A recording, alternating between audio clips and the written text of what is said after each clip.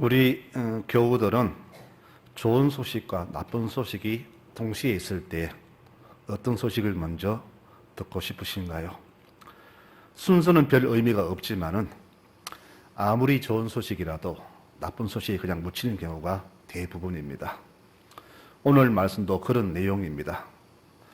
7구반 2세들은 곧바로 가나안 들어가지 못하고 1년간 바란 광야에서 훈련 기간을 보냈습니다.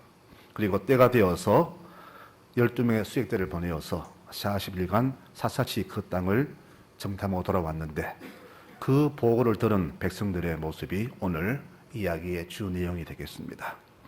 이들이 전한 소식이 두 가지입니다. 먼저 좋은 소식이죠. 어떤 소식인가? 그 땅은 너무나 좋은 땅이다. 얼마나 좋은지 그 증거로 이 사람 돌아올 때에 포도송이를 두 사람이 장대 메어서 돌아왔습니다. 얼마나 땅이 좋으면 포도송이가 혼자 무거워서 둘이 맬 정도로 컸을까요?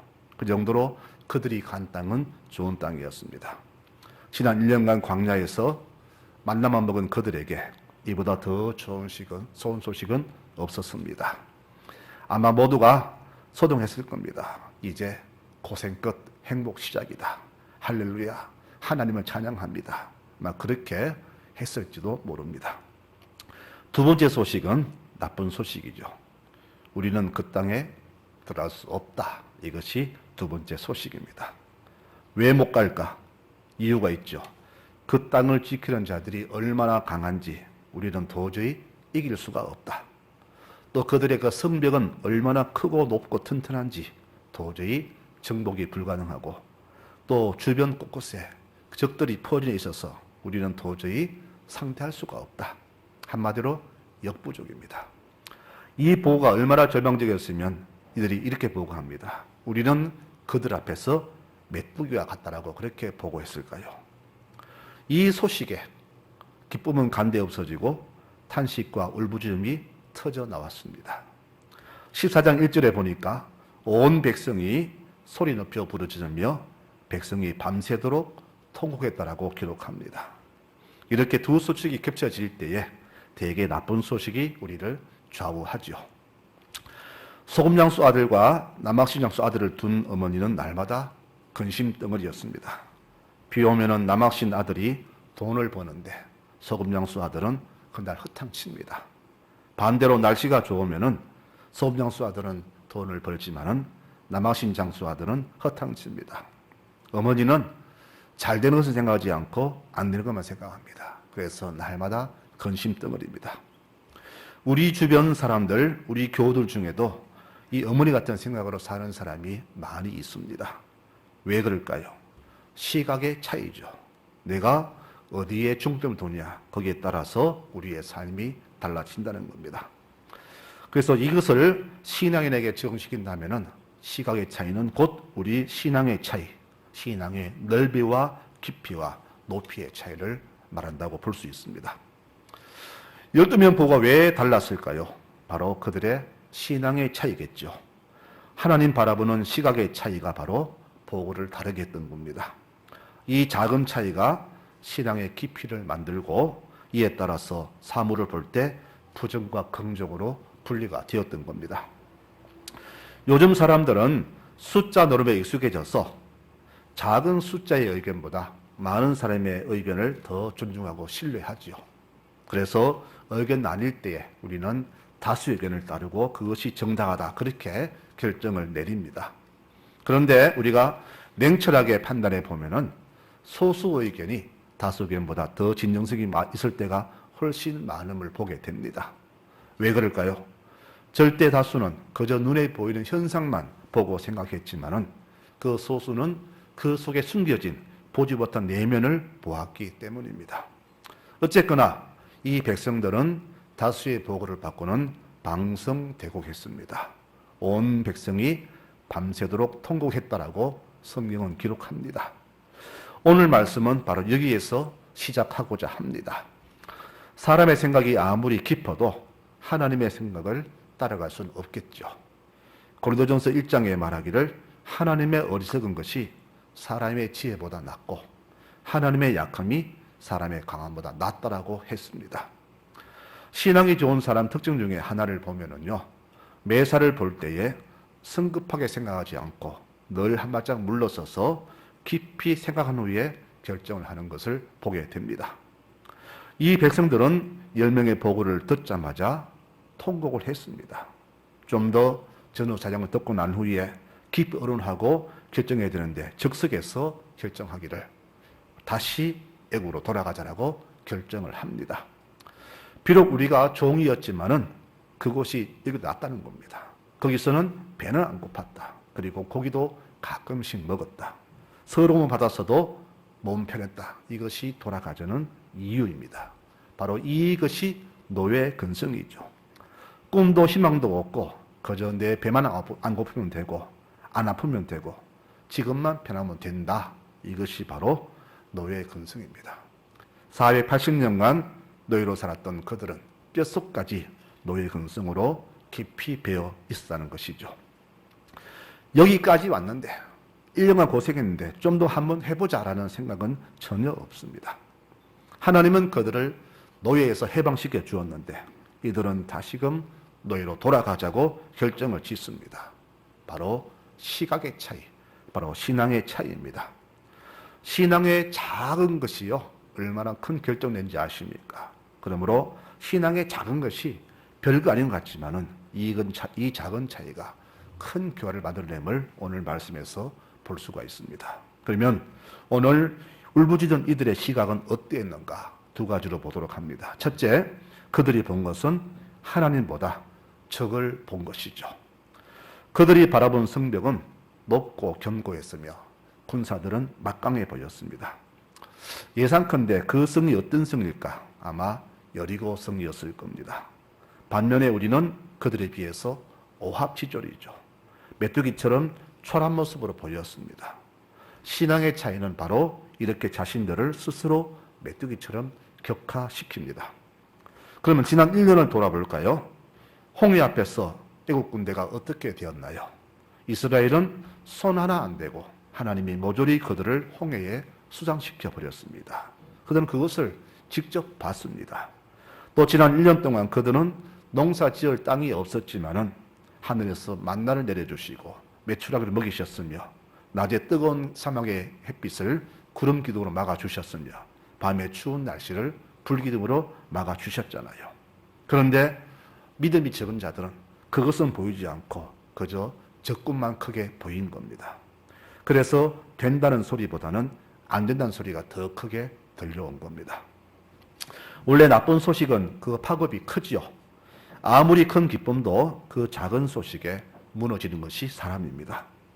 기대 속에 떠났던 지난 1년간의 여정은 이렇게 믿음이 작은 자들의 보고에 의해서 그만 무너지고 말았습니다. 우리가 여기서 명심할 사항은 우리 인생길에서 쉬운 길은 하나도 없다는 사실입니다. 무엇을 하더라도 쉽게 되는 것은 없다는 것이죠.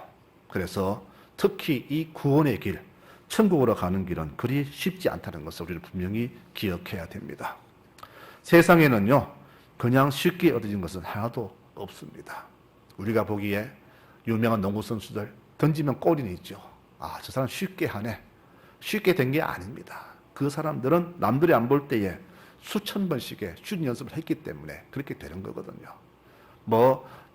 손흥민이가 메시가 그냥 공 잘 찬 줄 아십니까? 그들은 남보다 몇 배나 노력했기 때문에 그렇게 유명 선수가 된 겁니다.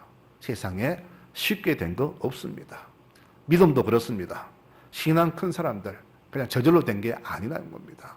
신앙을 위해서 날마다 기도하고 말씀 보고 애쓰기 때문에 그렇게 신앙이 커진 것입니다.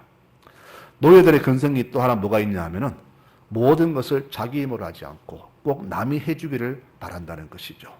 즉 이들은 이 앞에서 하나님이 이 땅을 아주 쉽게 들어가도록 해주기를 바랐다는 겁니다. 그런데 막상 예상 외의 난관이 닥치니까 이들은 절망하고 통곡을 한 것입니다.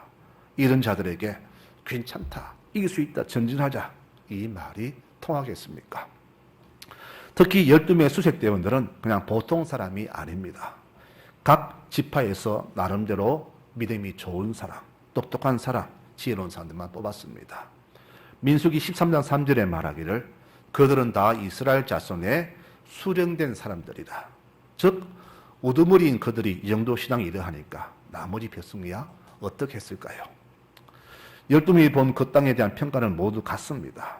그 땅은 육신으로 보나 신앙으로 보나 너무나 좋은 땅입니다. 롯이 소돔을 선택했을 때 그 소돔의 환경이 너무나 좋았죠. 성경은 말하죠. 강을 끼고 있어서 물이 풍부했고 더불어 풀도 풍부해서 목축에 아주 적당한 곳이며 일찍 그곳에 정착 문화가 발달해서 소돔의 문화는 화려한 문화였습니다. 눈만 뜨면은 양떼를 끌고 풀밭에서 헤매던 그런 롯에게 이 소돔은 그야말로 지상천국이었죠. 그런데 그가 보지 못한 것이 있습니다. 바로 그 땅의 멸망입니다. 성경은 이 지상천국인 소돔을 하나님 눈으로 평가했습니다. 창세기 13장 10절에 롯이 요단 지역을 바라본 적 온 땅에 물이 넉넉하니 여호와께서 소돔과 고모라를 멸망시키기 전이었으므로 여호와의 동산 같았고 애굽 땅과 같았더라 그랬습니다. 롯은 육의 눈으로 그것을 보았지만 성경은 하나님 눈으로 보았습니다. 바로 그 땅의 화려함보다는 멸망을 본 것이죠. 우리가 모든 것을 같이 보고 같이 들어도 육으로 보고 듣는 것과 신앙으로 보고 듣는 것은 큰 차이가 납니다. 그래서 12명의 보고 내용이 달랐던 겁니다.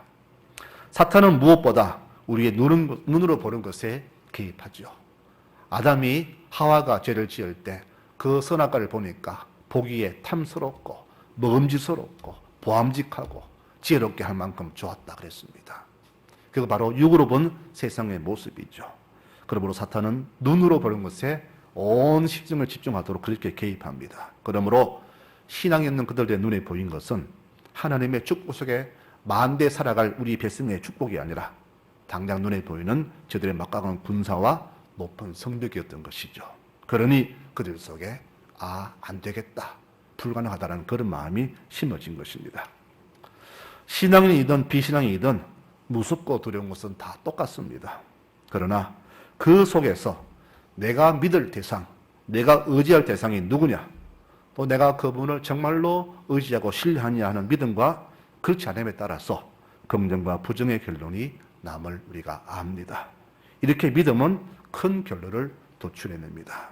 바로 이들은 하나님 보지 않고 적군을 보았습니다. 두 번째로 이들이 본 것은 자기들을 본 것이죠. 자기들을 보니까 어떻습니까? 힘없는 오합지졸입니다. 우리는 저들 보기에도 메뚜기 같았다. 자기를 보니까 바로 스스로 메뚜기 같은 겁니다. 믿음 없는 사람들은 자기만 보죠. 큰 문제가 닥칠 때 믿음 없는 사람들은 자기만 봅니다. 나의 무능함과 약함과 나의 힘없음만 봅니다. 이들도 그것을 보았어요. 자기들 보니까 힘도 없고 군사력도 무기도 아무것도 없는 오합지졸이고 노예들을 뿌립니다. 그러니 그들이 안 된다라고 결정을 짓게 된 것이죠. 그런데 반대로 신앙으로 본 두 명의 보고는 달랐죠. 된다는 겁니다. 우리 힘은 안 되지만은 여호와 함께 하시면 된다는 겁니다. 이게 무슨 차이일까요? 바로 우리와 여호와의 차이입니다.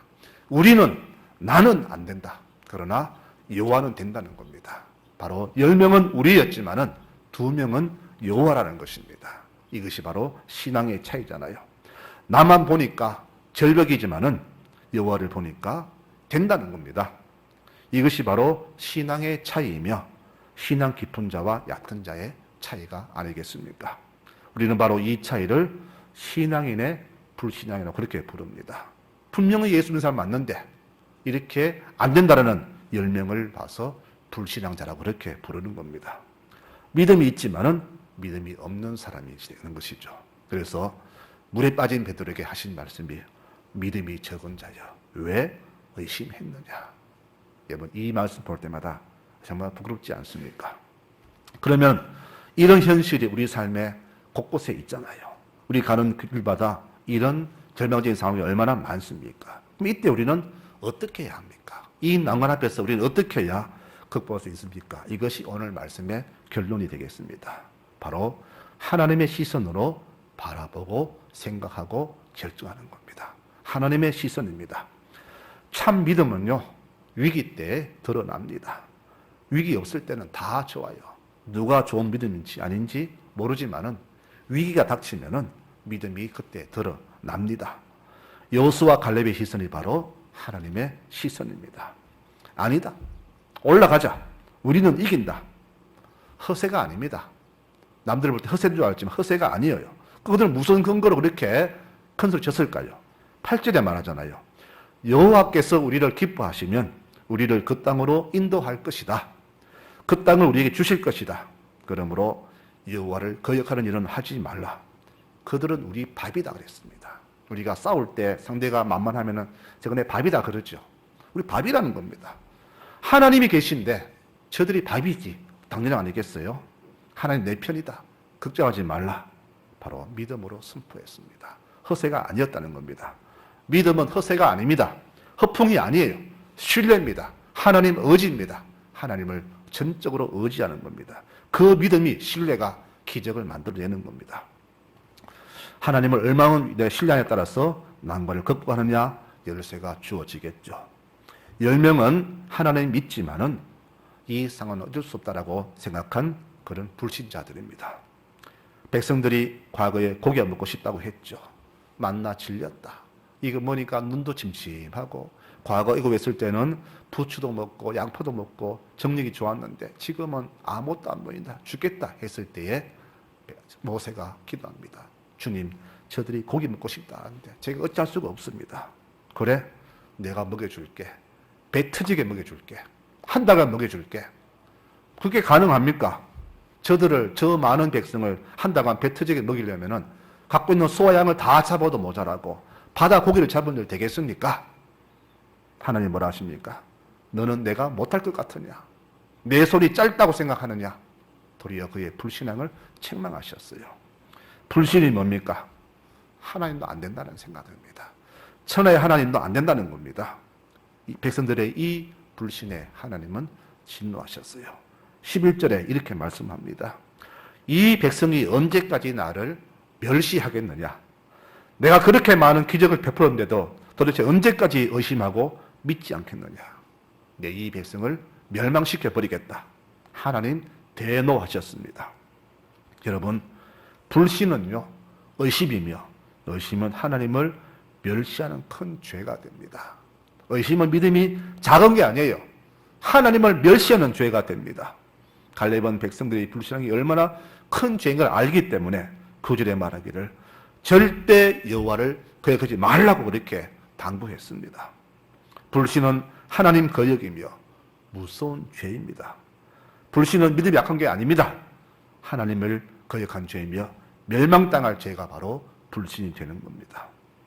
신앙생활은 모든 것을 하나님 시선으로 보는 겁니다. 하나님 눈으로 보면은요, 그 황무지 가나안이 옥토로 보입니다. 적군이 커 보여도 도리어 개미처럼 보입니다. 세상이 막아서도 집 앞에 있는 작은 언덕으로 보일 뿐입니다. 하나님 시선, 믿음은 바로 그런 겁니다. 성도 여러분, 내 인생에 내 것을 더하지 말고 하나님을 더하시기 바랍니다. 그럴 때 우리 삶의 기적이 일어납니다. 내가 하나님을 기뻐하고 하나님이 나를 기뻐하시면 어떤 과제도 문제도 능히 극복할 수 있음을 믿으시기를 바랍니다. 시편 91편에 말씀합니다. 내게 부르짖는 자를 내가 건져주며 내 이름을 아는 자를 내가 높여주리라. 나를 부르는 자에게 내가 대답해주고 내가 환난 중에 그와 함께 있으리니 나는 그를 건져주고 높여주겠다라고 약속하셨습니다. 믿음은 이렇게 큰 약속을 받습니다. 내가 산을 향하여 눈을 들겠다. 왜? 내게 너무나 큰 문제가 닥쳤어. 어떻게 할 수가 없다. 하늘의 하나님께 도움을 구하겠다는 겁니다. 그래서 시인은 기도합니다. 내 이 도움이 어디서 올까? 그런 믿음으로 결정짓죠. 나의 도움은 천지를 주신 여호와에게서 온다라고 믿고 하나님께 기도합니다. 성도 여러분, 인생의 장벽들, 그리고 여리고성, 홍해, 물이 넘치는 요단강, 거인 골리앗, 이런 장벽을 만나면은 낙심하지 마시고 하늘의 하나님께 도움을 구하시기 바랍니다. 우리는 능히 이길 수 있다. 능히 건너갈 수 있다. 저들은 우리의 밥이다라고 믿고 기도하시기 바랍니다. 기도는 만사를 변화시킵니다.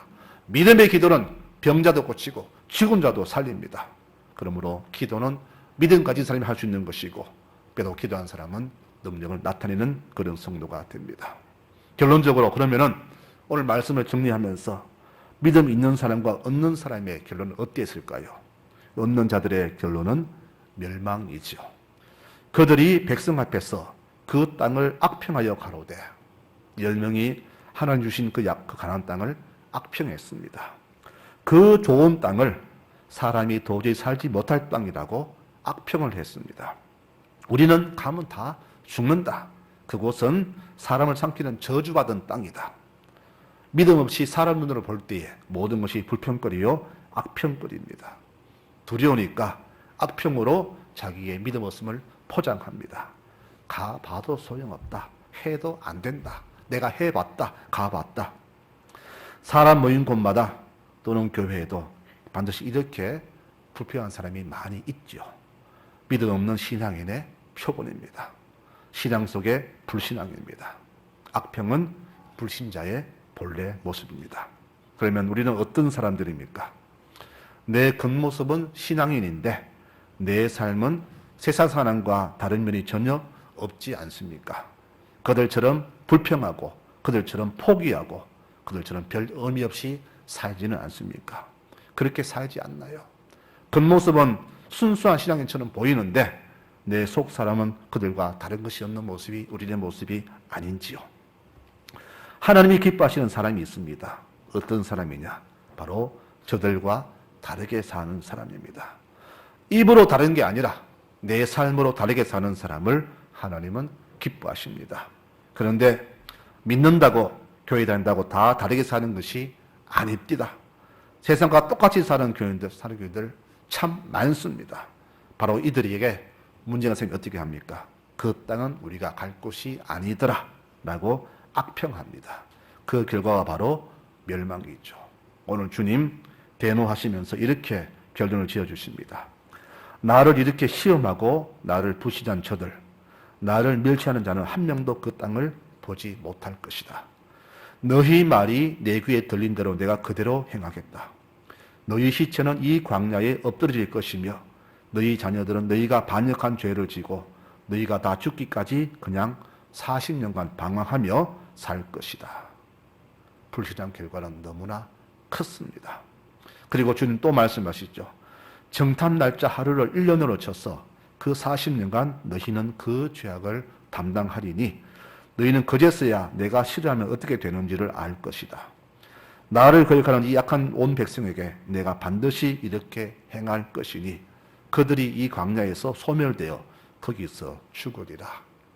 이 하나님의 선포대로 그 불신앙의 1세대 40년간 광야에서 다 죽었습니다.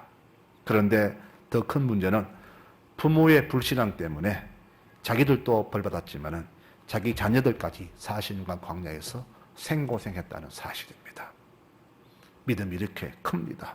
그런데 내 종 갈렙은 저들과 달라서 나를 온전히 따랐으니 그는 들어가서 그 자손이 그 땅을 차지할 것이다. 신앙인과 비신앙인의 결론이 이렇게 났습니다. 성도 여러분, 이 땅 살아가면서 신앙이 없어도 잘 살 수 있습니다. 부자로 살 수 있고 하늘마다 형통할 수 있고요. 남들이 부러울 만큼 세상에서 명성과 권세와 재물을 가지며 살 수 있습니다. 그런데 그것만이 성공이 아니라는 것이죠. 신앙의 결론은 그게 아니라는 겁니다. 이때 출급할 때에 돈 많은 사람이 없었겠어요? 부자 없었겠어요?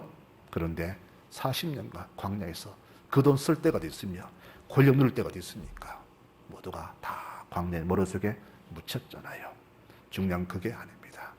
내가 이 땅을 살아가면서 얼마나 하나님 보시기에 기쁘게 살아가느냐, 얼마나 하나님을 즐겁게 하느냐, 이것이 우리의 삶이 되지 않겠습니까?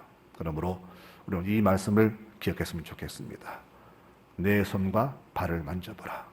그래서 믿음이 없는 자가 되지 말고 믿음 있는 자가 되라. 이 말씀이 우리 신앙인에게 가슴 깊이 다가왔으면 좋겠습니다. 히브리서 말씀합니다. 믿음이 없이는 하나님을 기쁘시게 할 수 없다라고 분명히 말합니다. 오직 믿음만이 하나님을 기쁘시게 하고 하나님 기적을 도출하며 그분의 도우심을 이끌어냄을 믿으시기 바랍니다. 신앙인은 하나님 앞에서 온전해야 합니다. 무엇이 온전한가? 내 시각이 하나님께 정조준되고 내 언어는 늘 긍정해야 하며 내 마음은 늘 순수한 것, 이것이 바로 온전한 겁니다. 신앙생활 잘해도 난관이 닥칩니다. 그러나 바울은 말하죠. 우리가 주님 때문에 복을 받았으니 그분과 함께 고난 받는 것도 마땅하다. 여러분, 주님과 생사로 같이 하는 것, 이보다 더 큰 축복이 어디 있습니까? 맞습니다. 우리 성도들은 주님과 함께 생사고락을 같이 하는 사람들입니다. 주님과 함께 모든 것을 같이 한다는 그 기쁨, 얼마나 영광스럽습니까? 우리의 앞날, 또 우리 자녀들의 앞날 아무도 모릅니다. 그러나 내가 하나님께 모든 것을 다 맡기고 동행하면 주님께서는 우리의 발길을 지키시고 인도하심을 굳게 믿으시기 바랍니다. 오지 않은 미래의 일을 미리 걱정하지 마시고 주님께 맡기시기 바랍니다. 주와 같이 길 가는 것 즐거운 일 아닌가? 저는 너무나 기쁩니다. 광야 40년도 감당하기 힘든 핍박과 고난도 주님이 계셔서 능히 견딜 수 있는 자, 이가 바로 참된 신앙인입니다. 신앙은 참되어야 하며 신앙은 거짓이 없어야 하며 신앙은 진실이 되어야 합니다. 거짓 신앙으로 하나님을 멸시하는 어리석은 사람이 되지 말고 참 신앙으로 여호와 하나님을 기쁘시게 하는 믿음의 모든 교우들이 되시기를 축원합니다. 이런 교우들의 가정에 삶의 하늘의 축복이 넘쳐나게 될 것입니다. 이런 놀라운 축복이 넘쳐나는 복된 모든 교우들이 되시기를 축원합니다. 아멘.